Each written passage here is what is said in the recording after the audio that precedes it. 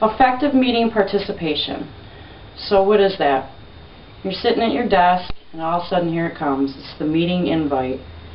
So you accept it and the first thing you think is, oh my gosh, I have to go to another meeting. So you don't think anything about it and you go to the meeting and you know everything's fine. But that's not really being an effective participant.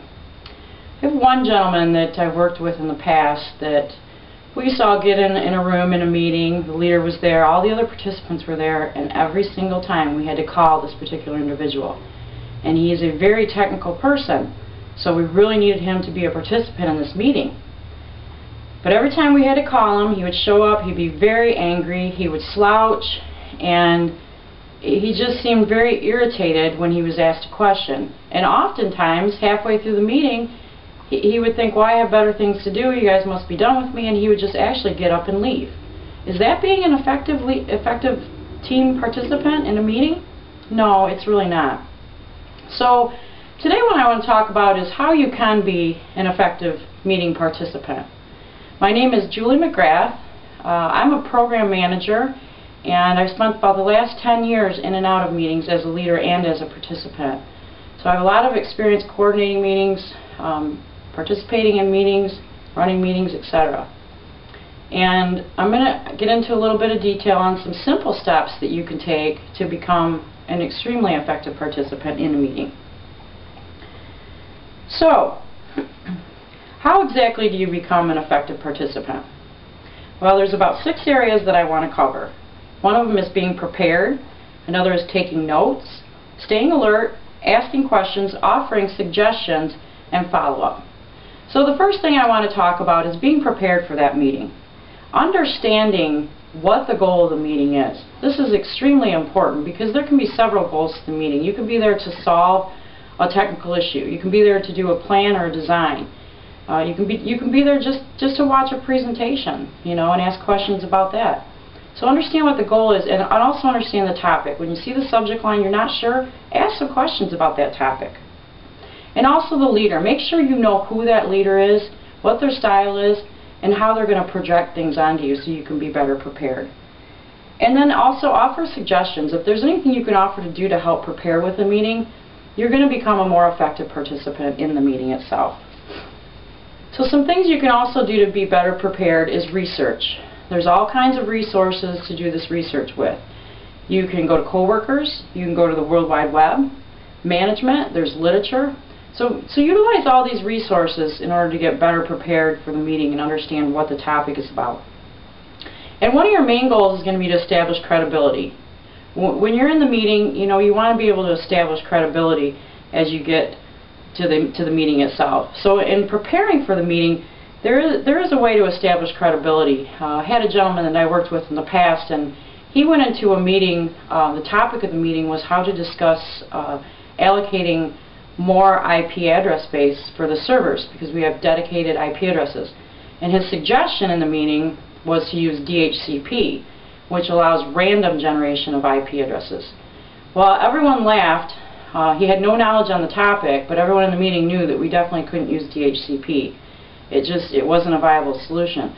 And I know it's a technical term using DHCP, and all of you might not understand what it is, but my point here is that he wasn't prepared, you know, for the meeting, and he did offer a suggestion, not even knowing really much about the topic. Also, in being prepared, know when to show up for the meeting. Know where to sit. The best place to sit is directly across from the leader. You can't always do that, but if you can, if you have the opportunity, try to sit right across from the leader. And hold your posture when you're in a meeting. You know, don't slouch back. Then we move on to during the meeting. So what happens during the meeting? There's a few steps that you can do to make sure that you are an effective team participant in that meeting. One is taking notes. We all have memory limitations, so you know, if you take notes, chances are you're going to have the information right there and available. You know, if you don't take notes, there's a pretty slim chance you're going to remember everything that came out of the meeting. And also, it's a good opportunity to reference questions later. Sometimes in a meeting, it might last an hour long. You don't have an opportunity to ask questions until the end. So this is a great opportunity to have your notes and ask questions and participate effectively in the meeting. And stay alert. You know, if you're sitting in your chair, lean up, lean forward, make eye contact with the speaker, the leader, or whoever else is talking, just so that they know you have a willingness to participate and you're going to be an effective participant. Ask questions. You know, there's really no dumb question, so go ahead and ask it. This just opens the door for somebody else to ask questions. And chances are there's someone else participating in that meeting that was going to ask the question anyways. Offer suggestions. Now this sometimes might depend on the meeting topic, but if you ask a question, it's a good opportunity to lead up to, hey, by the way, while I have the floor, here's an idea or suggestion I have. Then we can go on to after the meeting. And before I get into after the meeting, there's typically something else that happens during the meeting and after the meeting, and it's taking meeting minutes. So there's usually somebody that's allocated to take these meeting minutes, jot down notes, etc. And then what happens after the meeting is these meeting minutes get generated. So as an active participant, you can offer to help take those meeting minutes, and also as a participant in the follow-up after the meeting, make sure you read the meeting minutes, because there's surely key points that you may have missed that will be in the meeting minutes. And also those meeting minutes contain takeaways, follow-ups, and you want to make sure if you were assigned to something, you know, even by mistake, that you are in charge of that follow-up. Your name has been assigned to it. You know, you want to maintain your credibility as an effective participant. So, and if you do have takeaways, you know, make sure that you do follow up with those takeaways. Those that don't follow up with takeaways, leaders often have to chase them down, and you know, it's really harsh on their credibility. So in conclusion, I gave you some good steps and tactics for being an effective participant. Going to a meeting and participating doesn't have to be a burdensome thing. It can be a great thing. Just an important role as a leader, if not more important, because you're contributing to that meeting. So in review, make sure you prepare for the meeting. Establishes credibility. Take notes.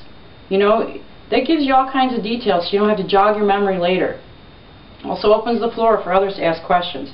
Stay alert, you know, and do ask questions. Ask, you know, as many questions as you can for yourself, for your own knowledge, so you have a better understanding of what's going on and what's expected of you. Ask and offer suggestions. This just adds credibility, you know, to your knowledge base.